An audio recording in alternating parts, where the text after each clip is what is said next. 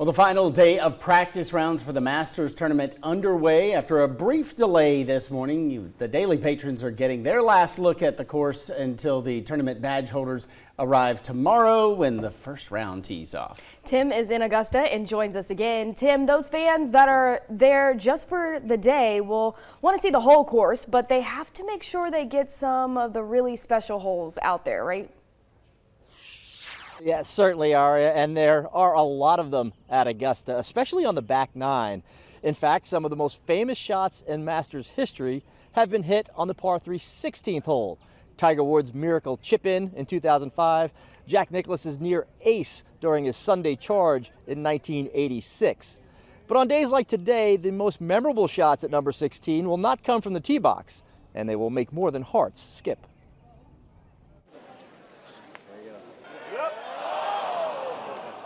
He meant to do that. Actually, he had to do it. It makes me wonder if the tournament is better than the practice round, really, but we're enjoying it. Masters participants are trying to figure out how to play each hole during their practice rounds at Augusta, but they already know what they will do before leaving the tee at number 16.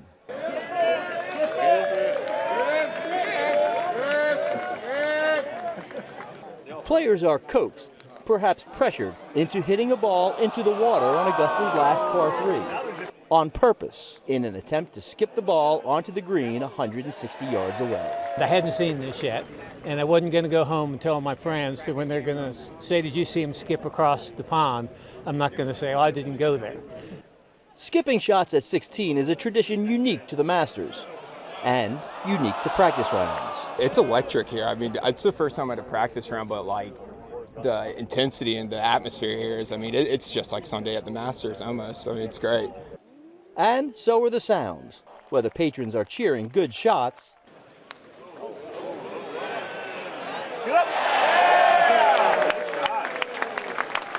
or good tries.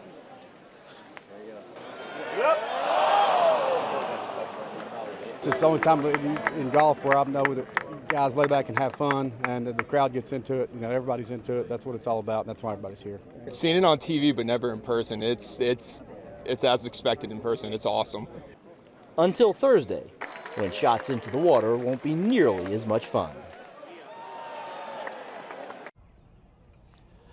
Well, as great a hole as it is, as much has happened number 16 might be a little bit underrated here at Augusta. You know, the par 5s on the back nine get all the attention, but the par 3s, number 12, number 16, guys, that's where you see a lot of the action, especially in practice rounds. These patrons really gather around those par 3s today, and they're going to be out there watching skip shots again this afternoon.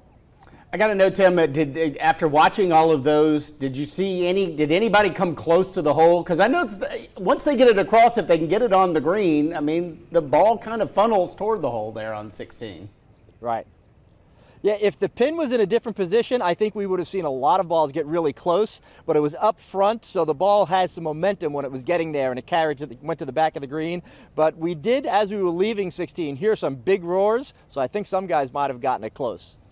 Would be interesting if somebody tried to pull that off during the actual event. Although you're hitting from much higher up. Though. Right. I wonder if anybody's practiced like skipping rocks and seeing if that will translate into helping them later on in this course. You know, they're pros, so they know how to handle the club. That's really what it looks like, because it takes a couple of hops each time. It's really kind of cool to see. Yeah, and it'll be interesting to see, like you said, 16 always famous, always notorious for some of those fantastic shots, and 12 more so with the balls that end up in the water that kind of take somebody out of the tournament. So it's always fun to see how the golfers play those final par 3s. What else are you working on today, Tim, out there? Well, we got the par 3 contest coming up this afternoon, so the big course will actually close down early today. So we'll get out there, we'll follow a couple of the guys playing their final practice rounds. They'll play 9 holes today, so they're not too worn out when the tournament starts tomorrow. But the par 3 contest is fantastic. A lot of players will have their little children caddying for them. Brian Harman's going to have his wife caddying for him. So it's a half day of full golf at Augusta National, but always a full day at the Masters. It should be entertaining. All right, Tim Guider live at the Masters. Thanks, Tim.